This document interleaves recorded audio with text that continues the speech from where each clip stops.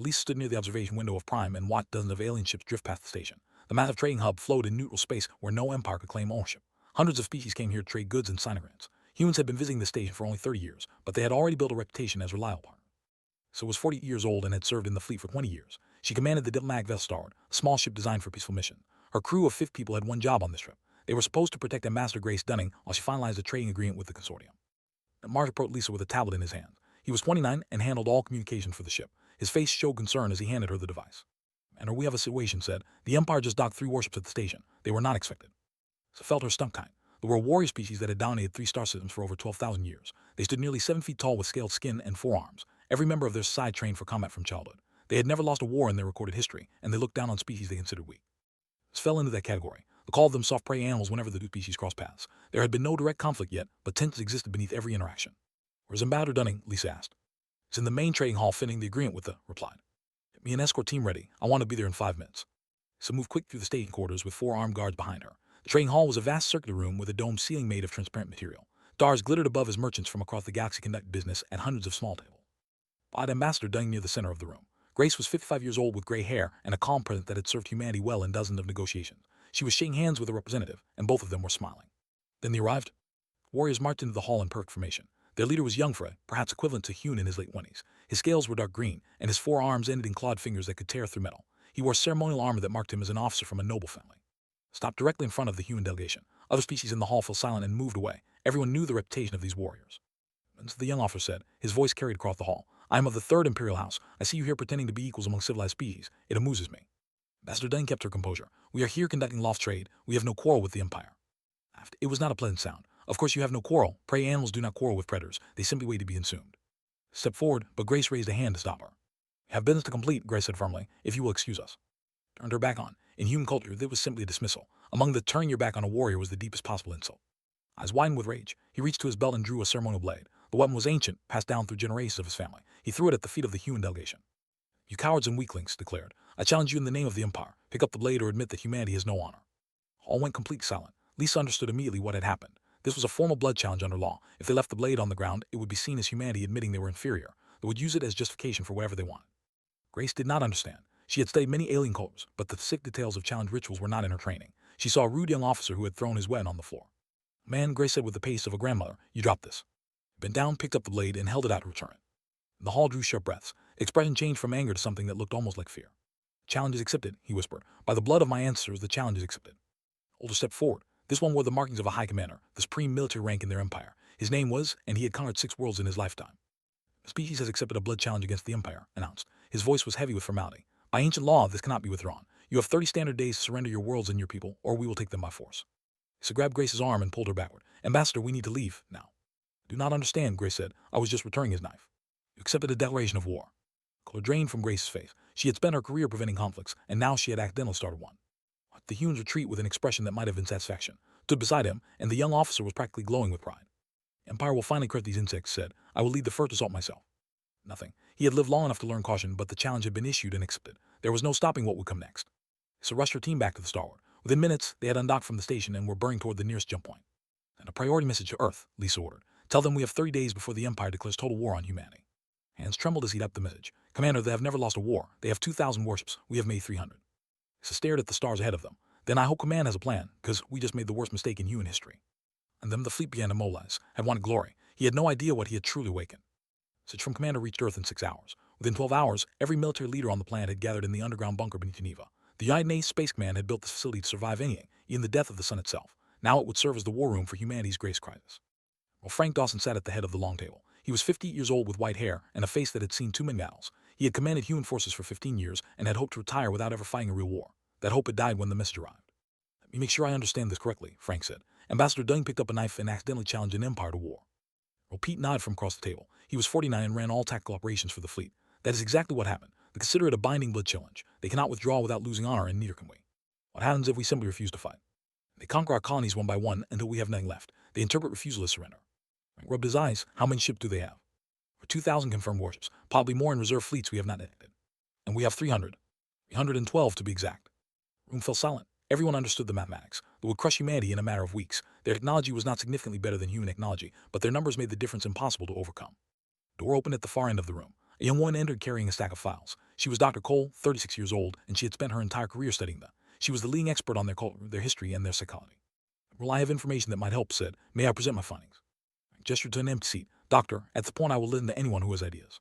At her files across the table. I have studied them for 12 years. They are not simply warriors. They follow a strict code of honor that governs everything they do, and that code has a weakness. Lean forward. What kind of weakness? Leave in matching strength. When they go to war, they send forces proportional to what their enemy can field. If we show them 300 ships, they will send perhaps 500, enough to guarantee victory, but not so many that it seems dishonorable. They limit themselves, Frank said slowly, but that still leaves us outnumbered. Yes, but here is the important part. Pulled out a single sheet of paper. What if we showed them everything? What if we revealed that humanity has far more ships than they believe? Shook his head. We do not have more ships. Our entire fleet is 300 vessels. That is what the galaxy believes, Frank said quietly. Everyone turned to look at him. Dr. Cole, how did you learn about this? I did not learn about it specifically. I simply asked myself a question. Humans have been in space for 400 years. We colonized dozens of worlds. We built massive shipyards and industrial bases, and yet we only have 300 warships. That never made sense to me. Stood and walked to a wall panel. He pressed his hand against the scanner, and the wall slid open to reveal a hidden display screen. On it was a map of the solar system, but it showed things that no public map had ever contained. Hidden bases inside asteroids, secret shipyards behind the moons of Jupiter, underground facilities on planets that were supposedly uninhabited. 100 years ago, our ancestors made a decision, Frank explained. They looked at the galaxy and saw hundreds of species, many of them aggressive and powerful. They decided that humanity needed insurance, so they began building in secret. Stared at the screen. How many ships? 8,000 combat vessels, another 4,000 support ships, weapons platforms, defense stations, and automated systems spread across 100 hidden locations. Room erupted in shocked voices, smiled quietly. She had suspected something like this, but the reality exceeded her imagination. We reveal this fleet, Pete said. They will respond with their full strength. Every ship they have will come for us. Yes, Frank agreed. That is exactly what I want. Well, that is insane. Even with 8,000 ships, we cannot defeat their full empire. They have conquered dozens of species. They have experience we cannot match. Returned to his seat and folded his hands on the table. General, let me ask you a question. What do you know about human history? Enough. We fought wars. We built civilizations. We made it to the stars. Did more than fight wars. We invented new ways to fight. We created concepts that no other species in the galaxy has developed. Frank's voice became harder. Scorched earth, total war, mutually assured destruction. We built weapons capable of ending all life on our planet, pointed them at ourselves, and lived with them for centuries. They do not understand this. They fight for honor and territory. When defeat becomes certain, they surrender and accept the consequences. Their wars have rules. Wars do not have rules, Frank said. Not really. When we fight until we win or until nothing is left. We do not surrender because defeat is certain. We keep fighting because that is who we are. Finally understood. You want to show them everything so they bring everything, and then you want to make them bleed. I want to make this war so expensive that victory becomes meaningless. I want them to win every battle and still lose the war. I want them to wake up every morning wondering if today is the day humans find a way to kill them in their sleep. Gathered our files. Admiral, there is one more thing. I have studied history extensively. They have won every war they ever fought, but they have never fought an enemy that refused to stop. They have never faced a species that considered extinction preferable to surrender. Stood again. Then it is time they learned. Send the order to all hidden bases. Declassify the Shadow Fleet. Let them see exactly what they challenged. In hours, ships began emerging from hidden locations across the solar system. The galaxy watched in stunned silence as humanity revealed a military force that no one had suspected existed. Deep in space, High Commander received the intelligence reports. He read them 3 times before he believed what he was seeing. Hid this, he said to his advisors. For 200 years they hid this. Why? None of his officers had an answer, but felt something he had not experienced in decades of warfare. He felt the first cold touch of doubt. Commander sat alone in his private quarters aboard the Imperial flagship. The walls were covered with trophies from conquered worlds. Weapons, flags, and pieces of armor taken from defeated enemies decorated every surface. He had earned each one through blood and skill. Now he was reading about humans. Species had dismissed these creatures as soft prey animals. They were small and weak. They had no claws, no scales, no natural weapons of any kind. A single warrior could kill 10 humans in close combat without breaking a sweat. Had learned long ago that size and strength were not everything. He had survived 6 major campaigns by studying his enemies carefully. He never underestimated anyone until he understood them completely. Files on his screen told a story that disturbed him deeply.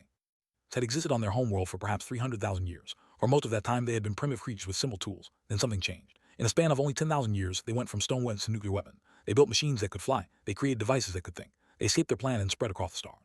It was their history of conflict that truly caught his attention. Creatures fought each other constantly, not for territorial resources or honor. They fought over ideas. They fought over words written in old books. They fought because their skin was different colors or because they were different gods. They killed millions of their own kind in wars that accomplished nothing. They invented new ways to kill, with a creativity that bordered on madness. About something called the First World War. Humans had created poison gas, machine guns, and tanks specifically to slaughter each other more efficiently. 20 million dead in 4 years. Came the Second World War. Humans built bombs that could destroy entire cities in a single flash. They killed 60 million of their own kind. And when it was over, they built even bigger bombs and pointed them at each other for decades. Never imagined such things. Their wars were brutal but limited. When one side clearly lost, they surrendered with honor. The winners took what they wanted, and life continued. No one had ever considered destroying everything just to deny victory to the enemy.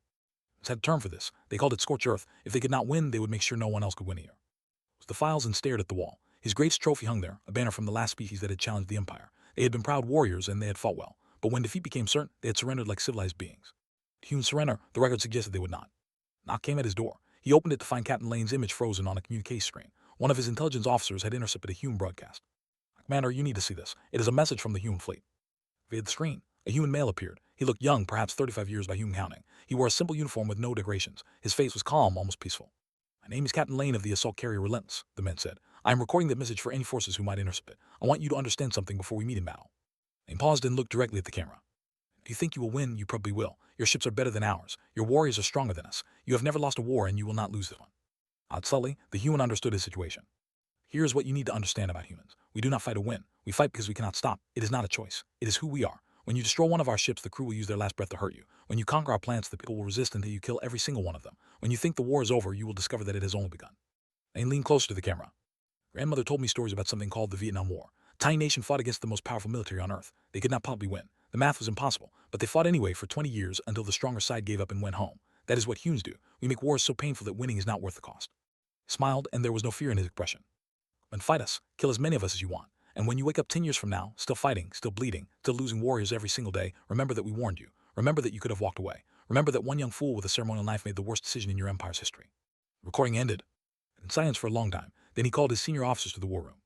I want a complete analysis of human military doctrine, he ordered. I want to know every tactic they have ever used. I want to understand how they think, how they fight, and how they die. Commander, one officer said, what are we looking for? About the human captain's words. He thought about a species that built weapons to destroy themselves. He thought about wars that lasted generations because neither side would stop. I'm looking for their weakness, he finally said, but I am beginning to suspect they do not have one. Their weakness and their strength are the same thing. They simply refuse to quit. The void of space, Sergeant Maria Vent gathered her Marine squad on the Relentless. She was 28 years old and had trained for combat her entire adult life. Her soldiers were the best humanity had to offer, and they were about to face the greatest warriors in the galaxy. Listen up, she said. Command has given us one order, Operation Persistent. Our job is simple, stay alive, keep fighting, never stop. Even if our ship is destroyed, even if we are the last one breathing, we make them pay for every inch. Is that understood? Her squad nodded. Because they have never fought anything like us. They win wars by being stronger and faster. We win wars by being too stubborn to die. Let them have their honor. Let them have their victories. We will have their blood, one drop at a time, until they beg us to stop. Fleet moved into position. Across the galaxy, 8,000 human ships prepared to meet their fate. None of them expected to survive. All of them planned to make their discount.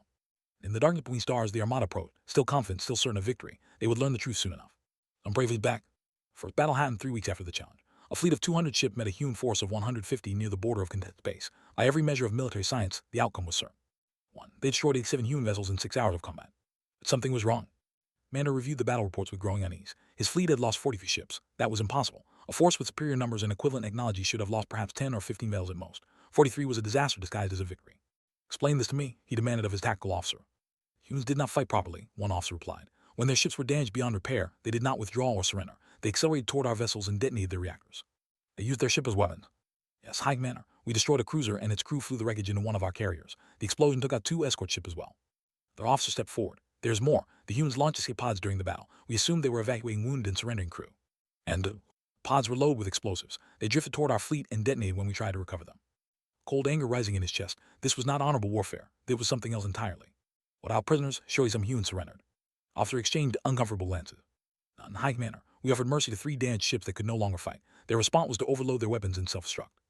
Reports continued for another hour. Human pilots ejected from destroyed fighters and then fired personal weapons at ships as they drifted past. Boarding parties found human crew members who fought with tools, with bare hands, with anything they could find. Medical teams discovered that wounded humans had rigged themselves with explosives to kill anyone who tried to help them.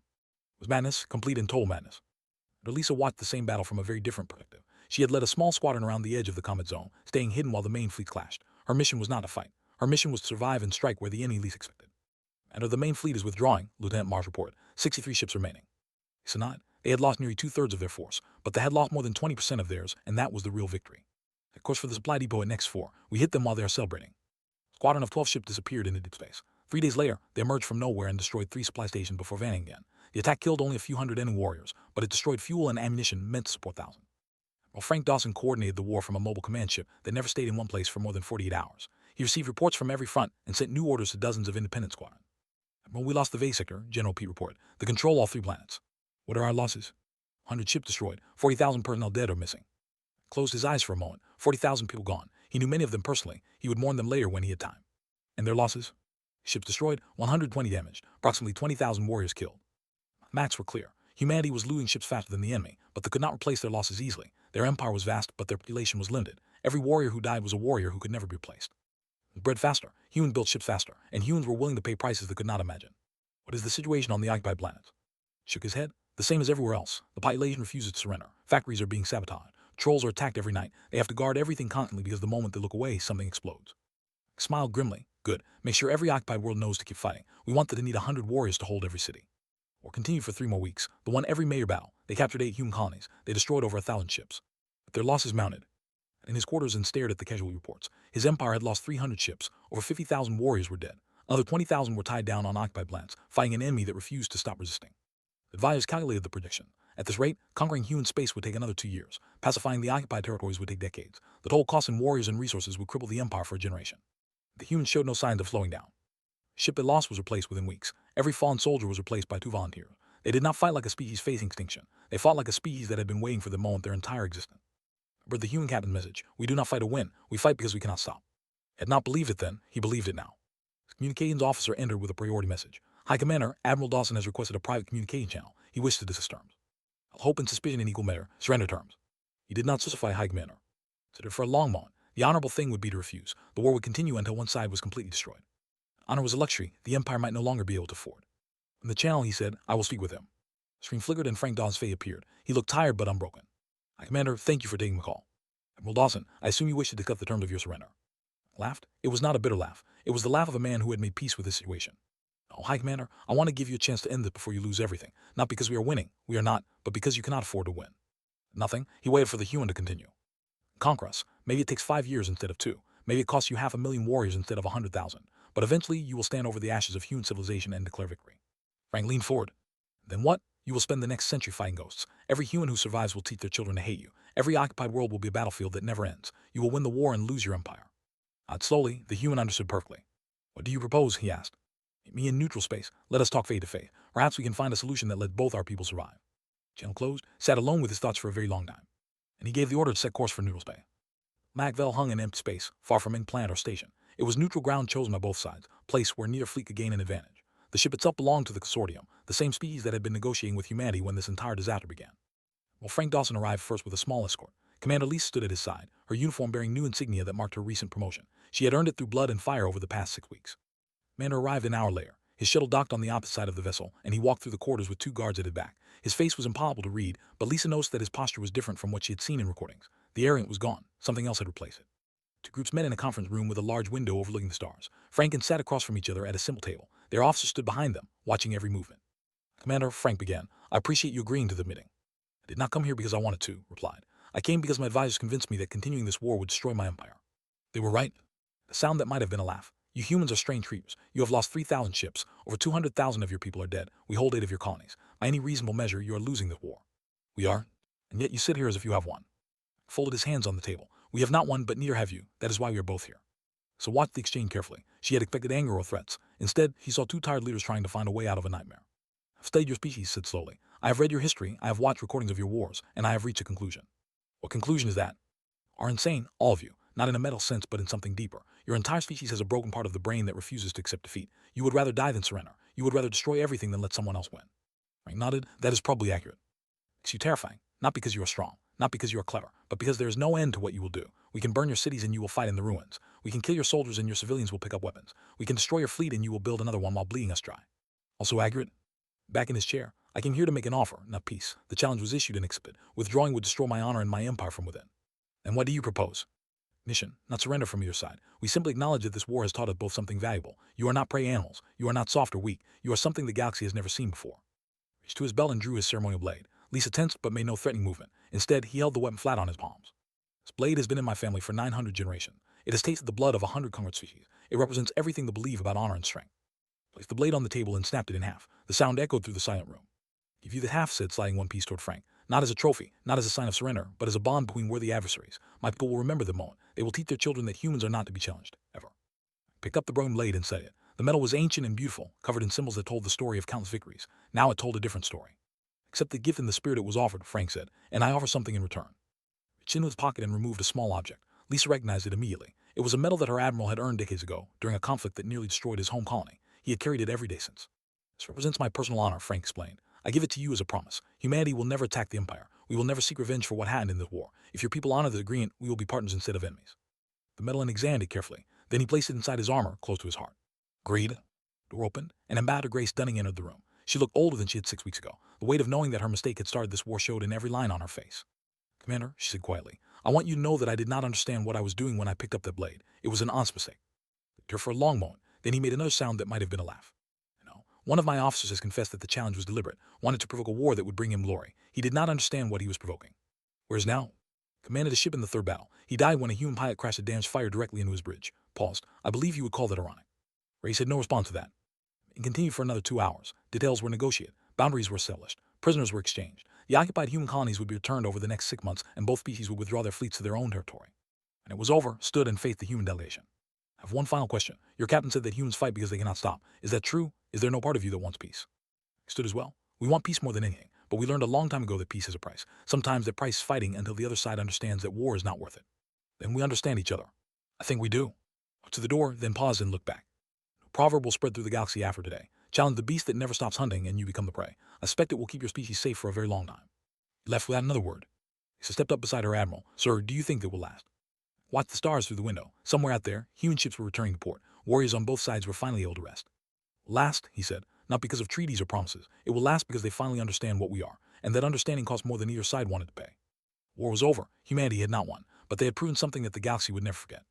Species are not prey. Some species fight until there is nothing left, and some species are simply too stubborn to know when they are beaten. I made one mistake, and it had changed everything. They had challenged the most lethal species in the galaxy. Now everyone knew the truth about humans. No one would make that mistake again.